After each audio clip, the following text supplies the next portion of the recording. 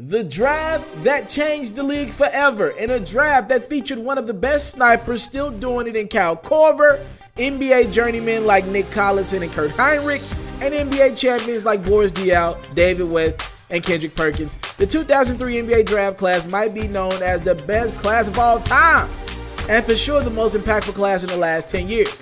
Once you get past the amount of busts that were present in this class like Chris Kaman, TJ Ford, Mike Sweetney, and Darko Millicic, just to name a few, you can really appreciate the star power in this class. Let's revisit this class and rank the top 5 careers that came from it. Now let's start with the first guy I mentioned in the video, Kyle Korver. He's 4th all-time in three-pointers made, only behind Ray Allen, Reggie Miller, and Jason Terry. He's 6th all-time in three-point percentage. No matter what team Korver has played for, you're pretty much guaranteed 8 to 11 points per game, and he's as reliable a three-point shooter we've ever seen. We'll hold him at the number 5 spot on this list. Chris Bosh at 4 on this list, and probably would have been 3 if not for injury to Chris Bosh. Right, Bosh's career has been characterized as simply a guy that will do anything for the team. In his 13 seasons in the league, he's a career 19 points and 8.5 rebounds per game. Those numbers are even with him missing the last 2 seasons due to blood clots. With his career probably over, he's likely not a first ballot Hall of Famer, but eventually he'll get in. The biggest stat in his career is the number 3. Bosh played the first 7 years of his career in Toronto and then made the decision heard around the world to team up with LeBron James and join Dwyane Wade and the Miami Heat. The decision is what took Bosh from just a really good player that would have been an afterthought to now playing with arguably the most popular player of all time and on one of the most hated teams of all time. That team made it to 4 consecutive finals, winning back-to-back championships in the middle of those 4 years. Bosh at 4. I have Carmelo Anthony at number 3. In any other draft class, Melo might be revered as one of the best scorers and toughest guys to defend this league has ever seen. For his career, he's almost at 25 a game, only behind Dirk Nowitzki and LeBron James for active players' career points per game. He's been All-NBA 6 times and NBA All-Star 10, but though all those stats are amazing and we should praise him, I'm pretty sure Melo traded all them in for one much more important stat: winning. He's made over $205 million on the court, but only 1 conference finals appearance to show for it. I personally consider Carmelo one of the best talents I've ever seen that was simply unwilling to buy into the team concept. Talk about irony. Melo's peers in this draft class joined together to win. All individually had their own teams, but put it to the side to win. Melo's unwillingness to listen to LeBron, who reportedly advised him not to sign an extension with Denver back in 2007, pushed his free agency year back, which left him off the market when the rest of the big names in his class all had the ability to join forces.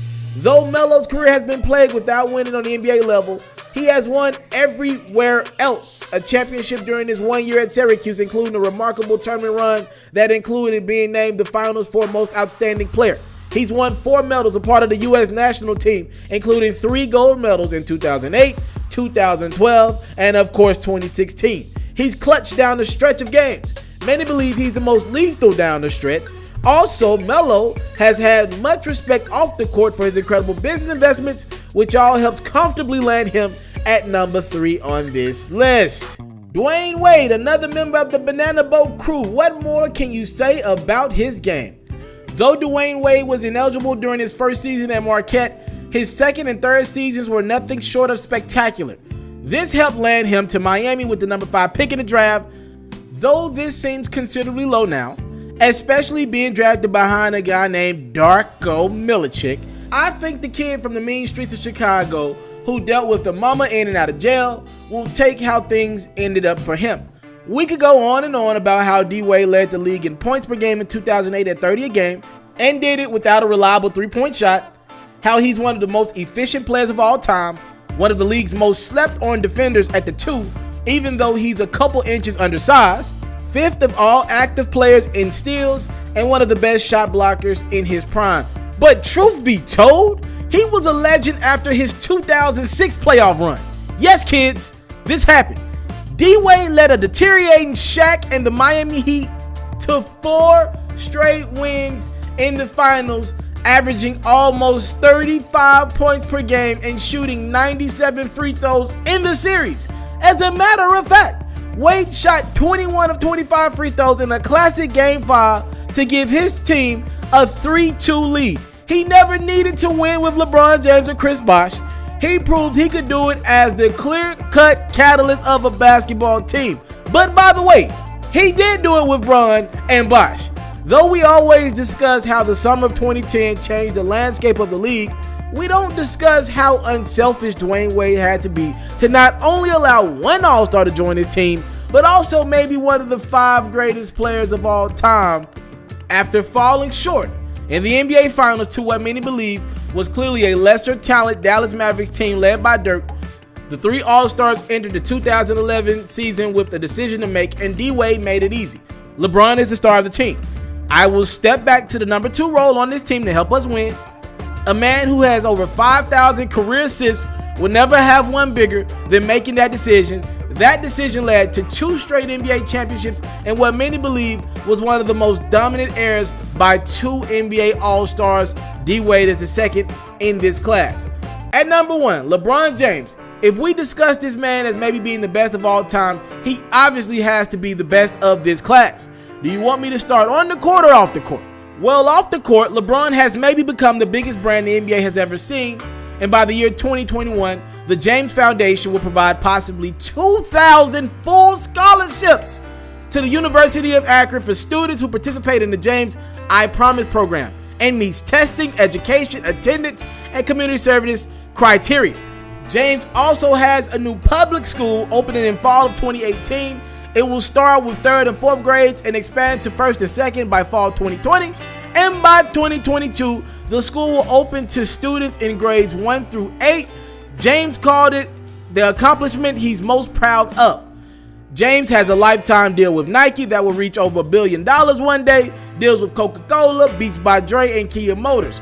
Also, he has his own production company. The point I'm trying to make is that the brother has done his part off the court to show these guys that they're brands and should be respected as such. He's also the real first top tier player to embrace player mobility as he took his talent to South Beach and joined the Miami Heat. Not so he's the number 1 guy in this class yet. Let's talk about the things James has done on the court.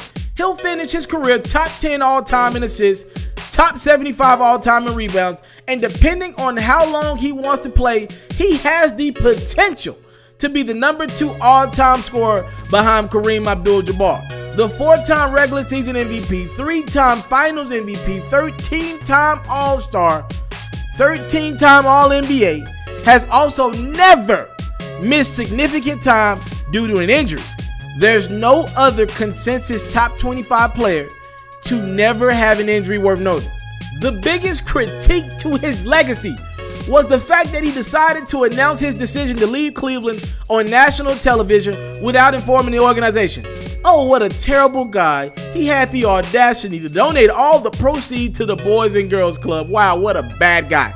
Since his rookie year in the league, he's never averaged anything under 25. He's made the finals over half the years he's been in the league, including the last 7 years, meaning pretty much in the last decade. If LeBron James has been on your team, you're guaranteed to compete for a championship. In the last calendar year, he's averaged a triple-double in the finals. Still with the ability to score at an elite level, he scored 57 in a regular season game this season and managed to save 4 cats who were stuck in a tree after a fire burned down their home.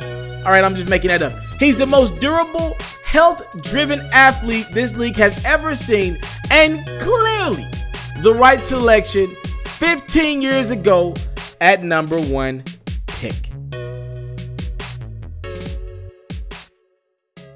On the next episode of my sports series with the Pharaohs. All right, we are close. We are close to the passing of the torch if it already didn't happen in Game 3 of the NBA Finals.